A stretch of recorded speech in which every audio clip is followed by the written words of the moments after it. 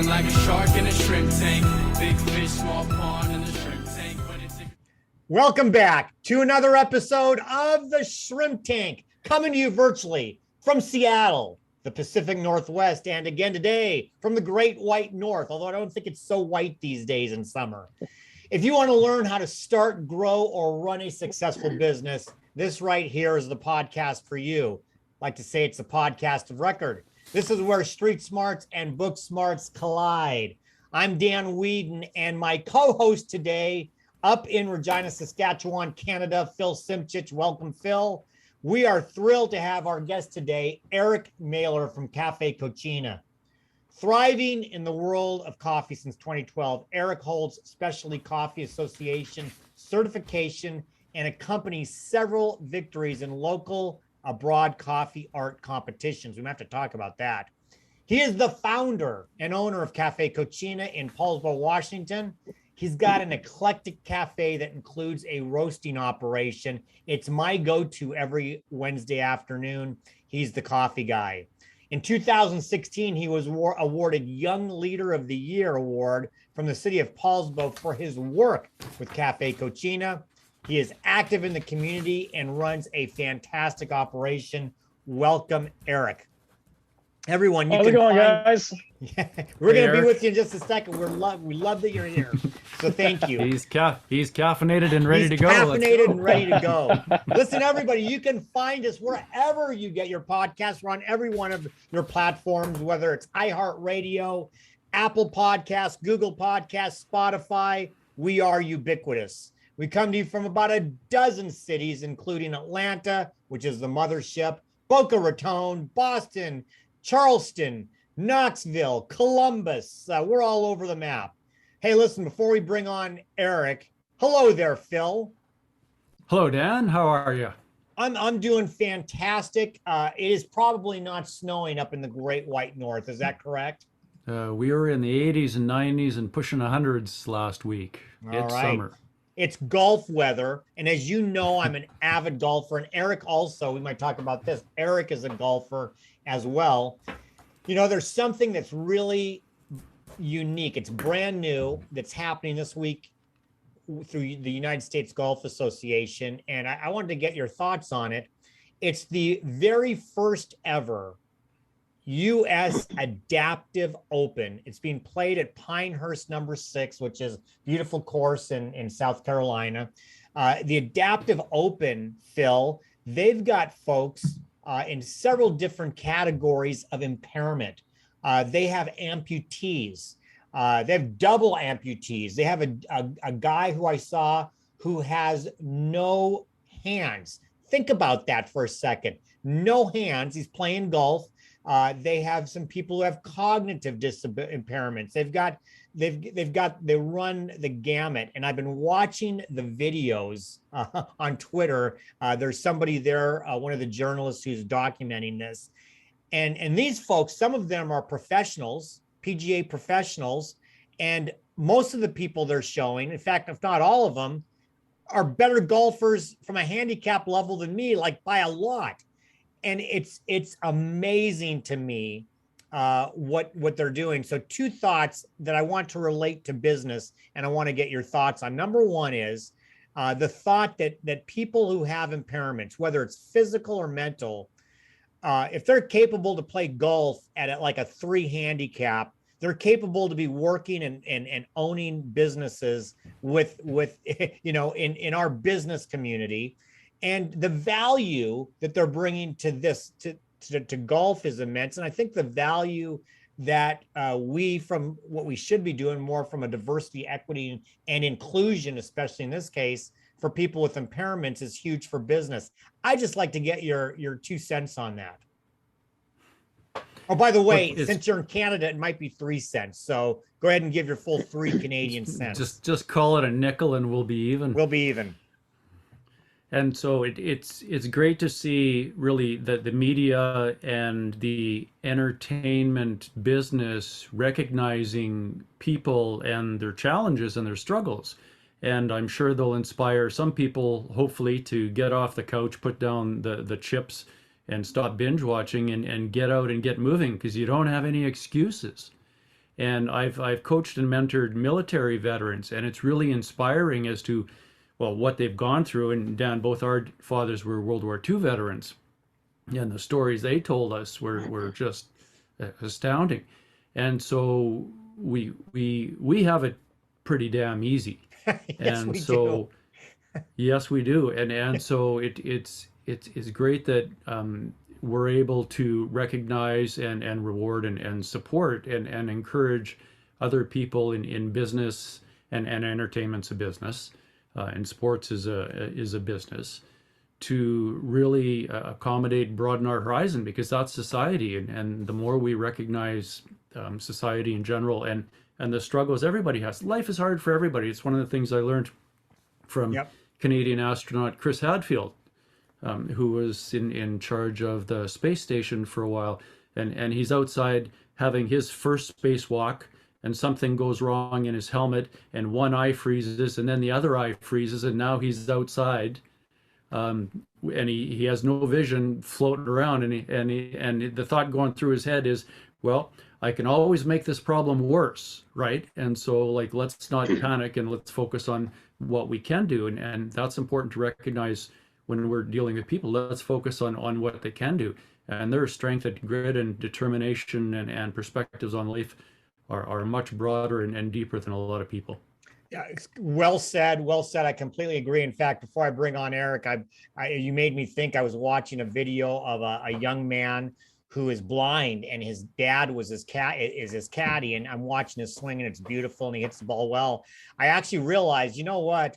If you're blind and your caddy doesn't say, "Hey, there's water and there's sand," he probably, ignorance is bliss probably there. I hit my worst shots when I see the water and and the sand all over the place. So anyway, congratulations to all of them. Eric Mailer, it's great to have you. Now listen, Eric, the only people who I know who are really truly impaired are the people who just don't like coffee. I can't understand that at all.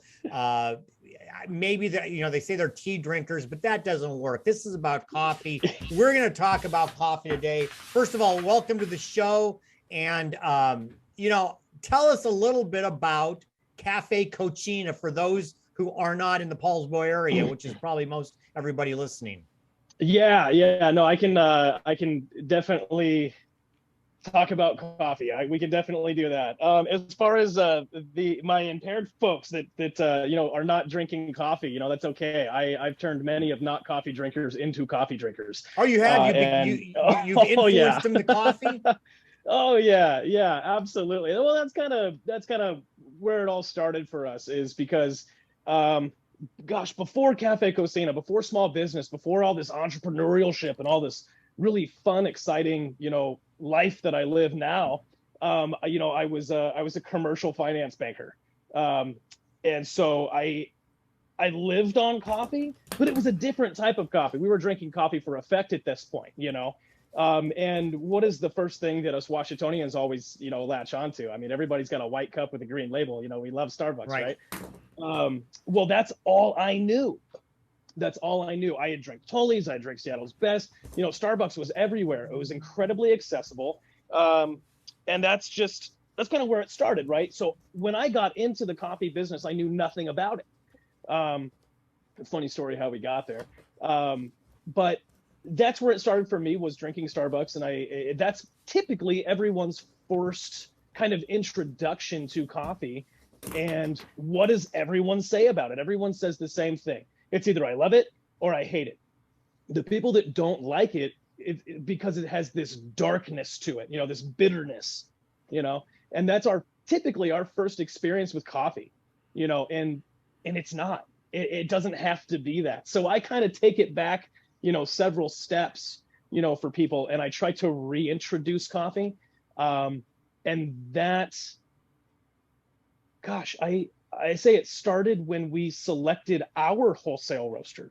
So I've not always roasted coffee. I was once just, a little cafe that served coffee, and it progressed from there.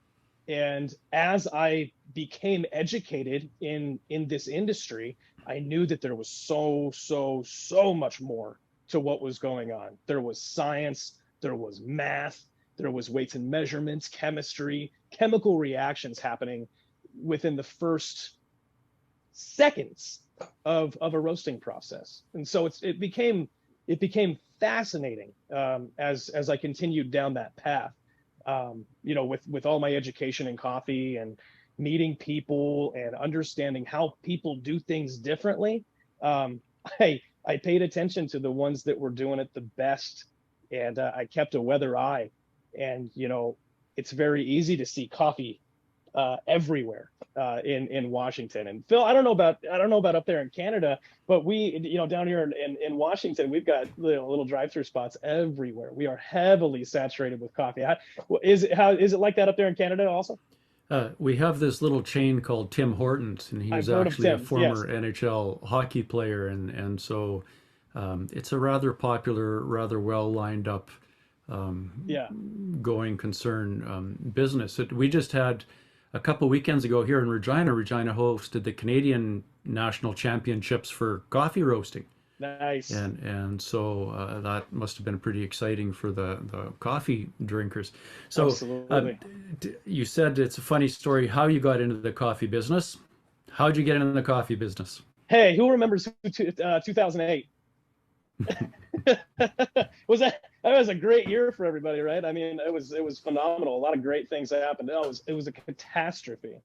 It was my first recession-based crisis that I had been introduced to. I was 2 years out of high school at this point, and I was working for a commercial institution.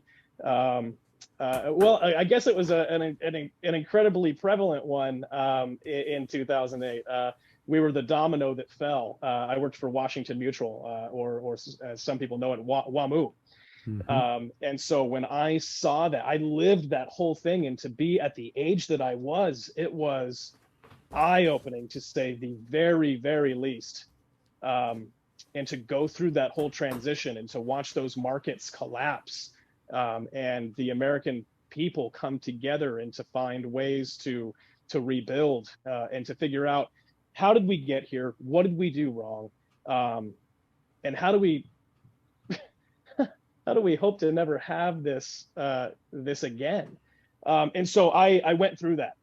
My mother was also a commercial banker, and we lived that together. And when Washington Mutual collapsed, Chase Manhattan probably made one of the most genius purchases in financial history, and bought a company that was valued at $53.8 billion for $1.4 billion by sectioning off retail attributes and financial attributes, and evading any prior real estate withholdings. To watch that whole thing unfold, we moved through that. We never really recovered at a retail banking level. The face of banking after 2008 changed dramatically. No one wanted to talk to bankers. No one wanted to finance everything. We had an entire generation of buyers terrified of credit that I still don't think we use properly, or explain to people properly. And it's had a massive effect on American commerce, and the way we purchase and buy. When we have the style of economy we have here in America, and you take an entire generation and then affect 2 other generations around it, I mean, you're talking catastrophic ripples in that economic standard of purchase and buy and sell. So as we move on through this recession, it got incredibly difficult to do business. And so my mother, my sweet, wonderful, intelligent, wonderful mom, she calls me up one day and she says, "Sweetheart, I think I'm going to buy a coffee shop." And I said, "Why on earth would you do that? You don't know anything about coffee. We've never been a small business family. Why?" And she goes, "I think it would be a fun retirement job." And that, it struck a nerve. I said, "Mom, where are you going to buy a job? You're retired. You should be relaxing and enjoying yourself, and taking time off to experience the things that you've wanted to experience while you've moved through this, incredibly successful career that you've had. And I said no. I said no, absolutely not. Don't do this. And a couple weeks later, she calls me back and she says, "Would you just come look at it?" And I said, "No, this is ridiculous. I'm not going to have this conversation with you." She calls me a third time. "Sweetheart, I really want your opinion on this. Please come down." I said, "Okay, Mama, if you're asking, I'll come down." I took 2 steps inside this establishment and I said, "Light it on fire and run for the hills, man. There is so much that needs to be done to make this what it needs to be, or even remotely what it would need to be. This is a terrible idea. Always listen to your parents. I love my mother dearly. I love my father. They are incredible examples of American workmanship, and they are giants from their story, from where they started to where they are now. And so we bought this coffee shop, and everything is history. That was in 2012. I transitioned 10 years. out of 10 years. 10 years June 1st. Yeah. Well, listen, we're going to dive more into coffee, but we've got to pay the bills first, Eric. So we are going to take a short break to hear from today's spotlight sponsor. And when we come back with Eric Mailer for our Hot or Not section of the show, we are going to ask him to talk about manual extraction. You'll learn what that is in just a few minutes. So don't walk away. We'll be right back with more of the Shrimp Tank. And because both producers are still unavailable, you get me. Listen, would you like to grow your business, increase revenues, and raise profits? Of course you would. Would more financing from your banker help you grow? Of course it would. Who is guiding your succession plan? Now there's the question. Would you like more control over your business so you sleep better at night? SME Business Wealth Builder works with business leaders and owners like you to help them grow their business and build their business wealth. So Phil Simchich is our guy there. You're going to want to talk to Phil. Make sure that you reach out to him at SMEwealthbuilder.com. Phil, I'm turning it back to you. I got to take a break. Dan, you're awesome. I got to hire you to record my commercials. Yeah. Excellent. All right. Welcome back to the Shrimp Tank, where we interview the best and brightest CEOs and business thought leaders in the greater Puget Sound area and beyond. I'm Phil Simchich, and our guest today is Eric Mahler. And for our next segment, Hot or Not. Hopefully, Eric, I know that you've is listened hot. to a few of our podcasts. You know that on Hot or Not, Phil and I are going to pepper you with questions about business, about life, and most certainly about coffee. You're going to tell us whether it's hot or iced. I don't know, right? I mean, we can't do hot or cold today. We're going to do hot or iced. Right on. And the first one is hot or not, manual extraction. Oh gosh, manual extraction is surely hot. Yes, surely hot. And I bet you that there's not a ton of people who understand what they know the words manual extraction, but when it comes to coffee, explain to everybody what that is. Yeah, sure. So I mean, you've got a ton of different ways to make coffee. But I mean, some of the oldest ways to make coffee is just filtered coffee. You take those whole beans after they're roasted, and you grind them up and you pour water through it. I mean, it's not rocket science until it is. Manual extraction has a number of different categories. You've got traditional pour over. You've got full immersion brewing processes. Most familiar is like a French press. Who has a French press at home? Probably everybody's got something somewhere laying around. Pour over, Chemex, AeroPress, a siphon. There's all kinds of different manual extraction processes, and they're really fun. And we've got a whole generation of new coffee brewers coming in, and they're fascinated with these things because they have so much control, and there's so many great coffees out there. Yeah, and before I go to Phil, I saw on your website you actually have courses on that, don't you? I do. Yeah. That's a big part of our platform is education. We really tried to. It starts with our wholesale clients, and that's where we saw such a need. Is I can roast coffee all day long. I can spend time sourcing and bringing in some of the best coffees from around the world. But if I'm not setting up a succession plan to educate my clientele, my great coffee is now terrible. All right, hot or not, your background, is that a real background? And if so, can you give us the 1 minute or less tour, please? Oh yeah, this guy right here. This Yeah, guy, yeah, yes, yeah. yeah, that's real. I'm sitting in my roasting room. This is our commercial roasting facility. This is what changed the game for Cafe Cocina. When we dove into our industry and found out, what's working and what's not, everybody that was really doing a good job had one thing in common: they were roasting their own coffee, and that's what really separated, from it being a day-to-day business to a company. So yes, so this big shiny cool thing back here, that is a coffee roaster. We take green coffee and we put it in this hopper right up here, and then I pull this little lever right over here, and that coffee drops down into that circular chamber. That circular chamber is a roasting drum. It's a cast iron drum that uses direct heating sources. Ours is natural gas. And I've got all kinds of airflow controls and gas pressures that we use, and we measure everything from surface temperature, earth surface temperature, to barometric pressures. We pay attention to increased temperature from morning to afternoon. And there's a whole massive book of science behind this thing that I just don't have enough time to get into today, but it's a real thing. This little machine next to it is a destoner. Coffee can be dirty. You roast it and you've got all these tiny little coffee particles, and that helps clean it, which takes care of your grinders. It takes care of your machines. It's a good clean coffee. It makes it better to ingest. It's a more desirable product after we take it through there. This guy right over here is part of our bagging system. So we go straight from roasted coffee into a cooling bin, into the destoner, and then into that little hopper there. And it scales out and measures the amount of coffee that it puts into a bag. And then we put it on the seal belt.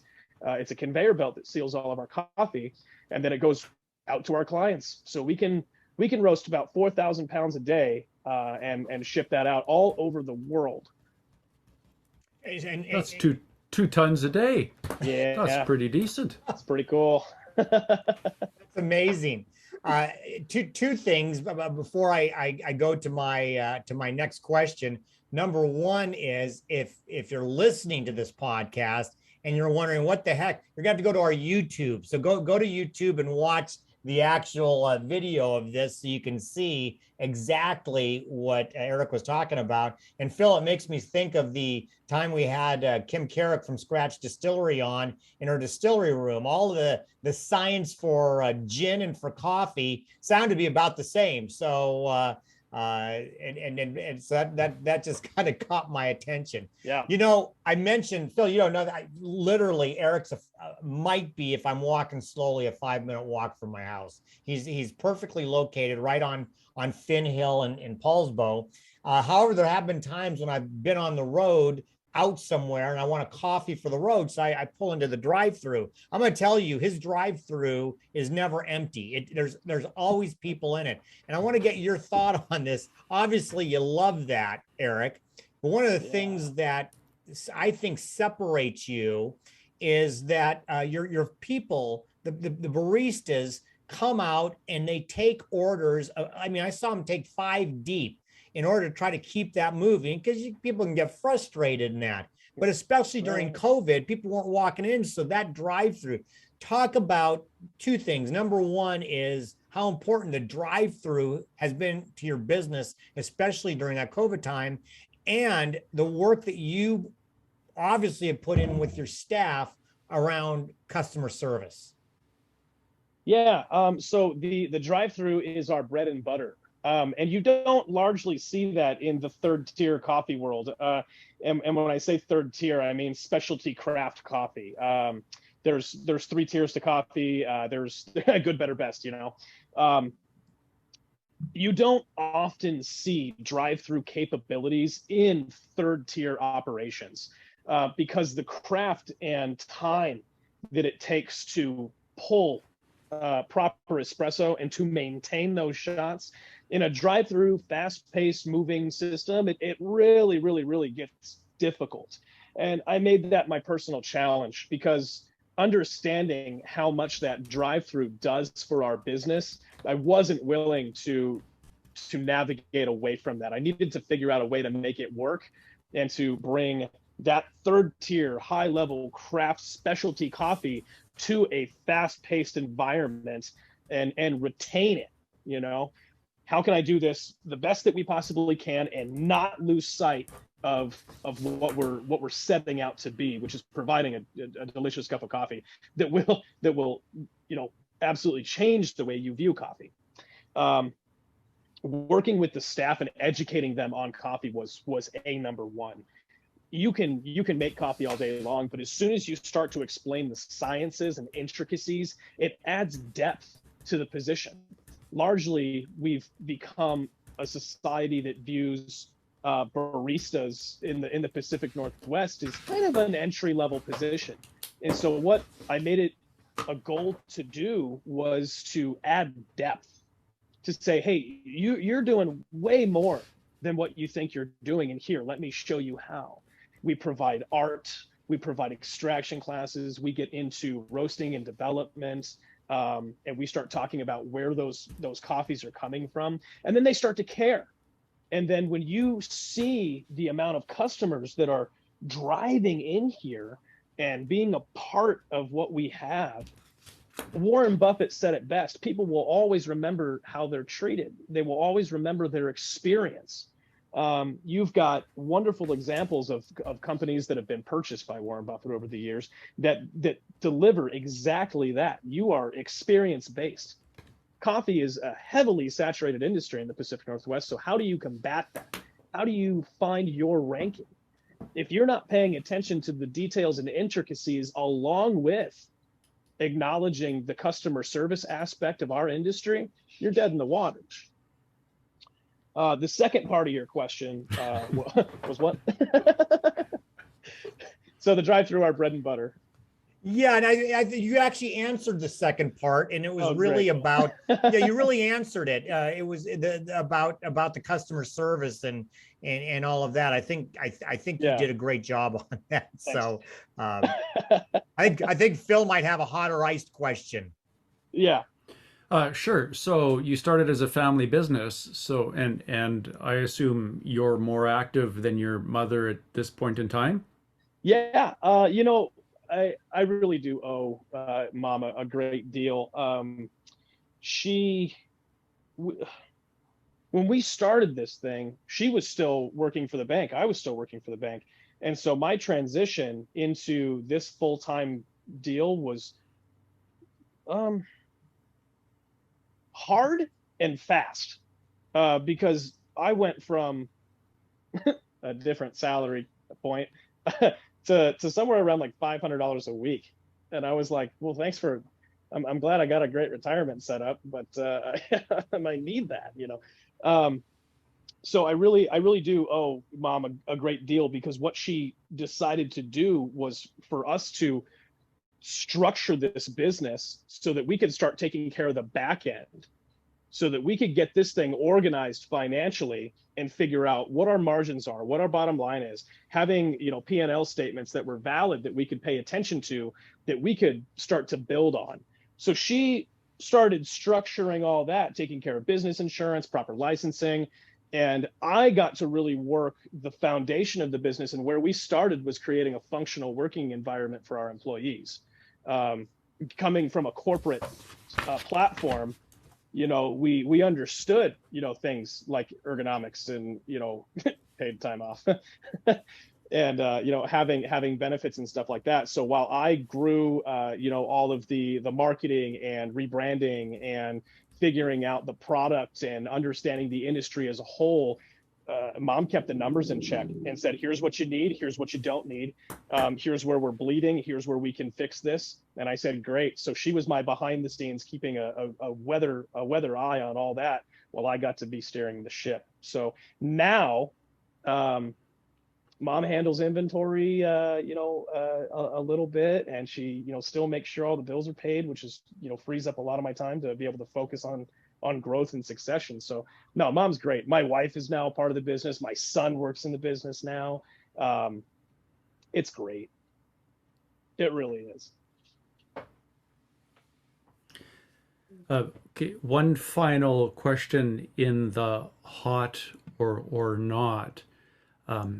Bankers going into business.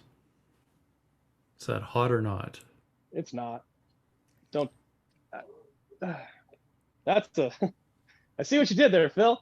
It's not, guys. And let me be upfront and honest.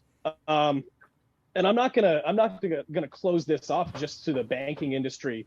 I'm gonna say this to a lot of folks that are in a number of industries. Small business is not easy. I was handed a title in a commercial atmosphere that said small business specialist. Whoa. I can't begin to fathom or understand why that is a title. It is what is a small business specialist? How many different industries are in small business? And you're going to tell me that you're a specialist in all of them. Good luck. I knew a lot about small business, but I didn't know anything about small business. I'm being 100% straight truth fact. Okay. I see it all the time. Hey man, I'm going to quit my job and I'm going to do this, this, and this. Fantastic. Get ready for those 18-hour days. Get ready for phone calls that you can't handle. Get ready for problems that you don't know how to solve, because they're going to happen and they're going to come at you like a hurricane packed with, what's that, Sharknado? that's what it feels like, man. It really is. It's a hurricane of sharks. This has been the most rewarding and difficult job I've ever had in my life. And when you're in control, making all of these decisions on a day-to-day basis, and you have 15, 20, 25 employees at your back, and the decisions that you make affect them on a number of levels, it's scary, but you get better at it. You get better at it, Yep. No, that's fantastic. You just nailed the entrepreneur life. Hey, listen, I can't believe we must be on a caffeine rush. We've already hit the second break. We're going to take a short break to hear from our corporate sponsors. And when we come back with our guest, Eric Mailer, for our Plead the Fifth section of the show, we're going to hit it hard and fast. We were going to want to know some of the best and worst coffee he's ever had. Don't walk away. We'll be right back with more of the Shrimp Tank. And I am again doing double duty. I want to thank our wonderful corporate sponsors. Plead the Fifth is brought to you by Ideal Life 360, Cornerstone Financial, First Underwriters Insurance, the Kitsap Sun newspaper, BC Fitness Studio, and Upstart Group. Please visit our website at www.shrimptankpodcast.com/Seattle to learn more about our terrific companies. Now back to the show. All right, welcome back to the Shrimp Tank, where we interview the best and brightest CEOs and business thought leaders in the greater Puget Sound area and beyond. I'm co-host Phil Simchich, and our guest today is Eric Mailer. And for our next segment, Plead the Fifth. All right, Eric, we're going to turn up the heat on the coffee. We're going extra hot with the Java sleeve. We're going to ask you if something, we're going to ask you a question. You get to plead the fifth, but only once. So we'll see if I can get you to plead the fifth. I don't think you're going to. So listen, plead the fifth, Eric.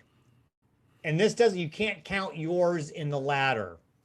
What's the worst and best coffee? Again, other than yours for that last one, what's the best and worst coffee you've ever tasted? You couldn't have made it easy, could you? No, not. I told you. It's I'm plead gonna- the fifth. I'm gonna say that the best coffee I've ever had, company or person.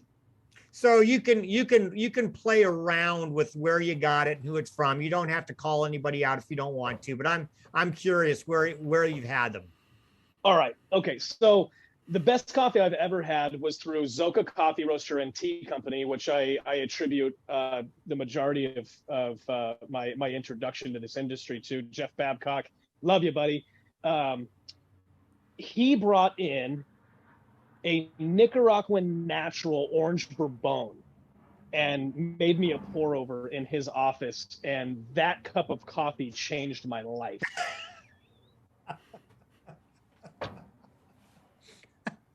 Bar none. Now, the best local roastery, I will say this. I got to give a shout out to Bluebeard Coffee Roasters in Tacoma, Washington.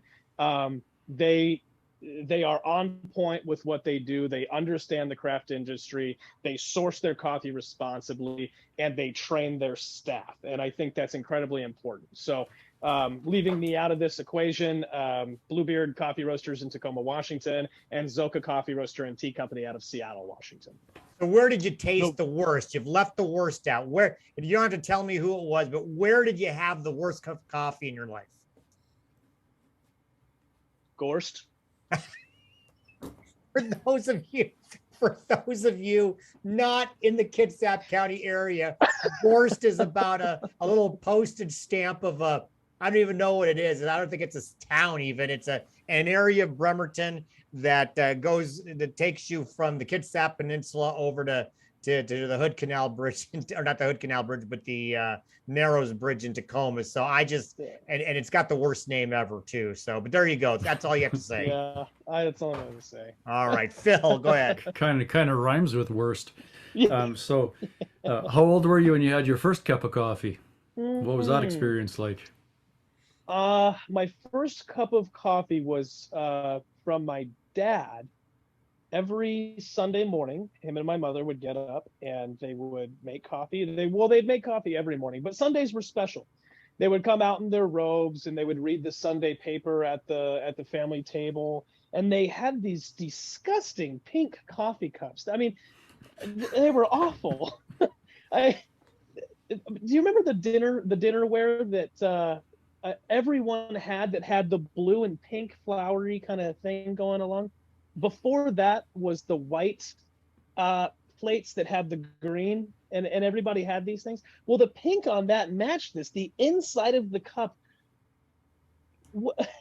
was caked in coffee nonsense. You know, my dad never washed his coffee cup. And he made Folgers. He made Folgers like it was the best thing since sliced bread. And I've been making coffee for actually since I was probably 6 or 7 years old. And I would go in and I would make coffee for my dad. He had that coffee cup, and then he had another one that was a blue submarine coffee cup, and it was from one of these submarines that he was stationed on. And that thing was hideous too. It was blue on the outside and black on the inside. I mean, but I remember those cups, and I had a sip of coffee from that.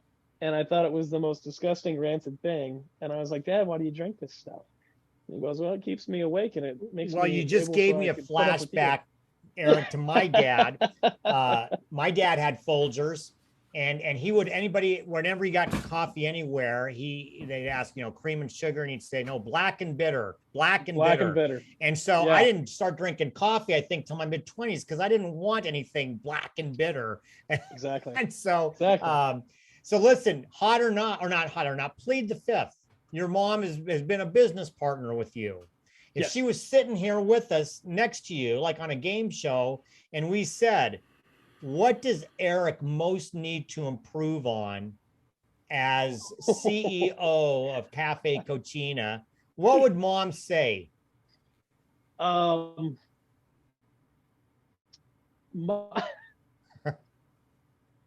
Communication. Okay. Yeah, she wants me to communicate. Well, you're quite a lot communicator. more. What does that mean? I know. You've been great communicating. What does that mean? I make decisions, and I don't put it out there a whole lot. Gotcha. I think about things Transparency. for weeks. I think about things for weeks, right? and these are very unique situations. I find, and I have found in the past, that the more time I spend on asking questions or figuring stuff out or getting different perspectives, the more I muddy that water, and I find myself off the beaten path of making a good, sound business decision and educating myself on the problem, because for a couple reasons. No one knows this business like me. And that's a good thing and a bad thing, because you've got to be able to educate successionary patterns. And if you're not educating and streamlining those processes, you become this unmanageable business thing. And so, yeah, I would probably say mom would definitely tell me that I need to communicate more, because I think she wants to have a little bit more insight instead of her getting, a $125,000 invoice for a coffee roaster.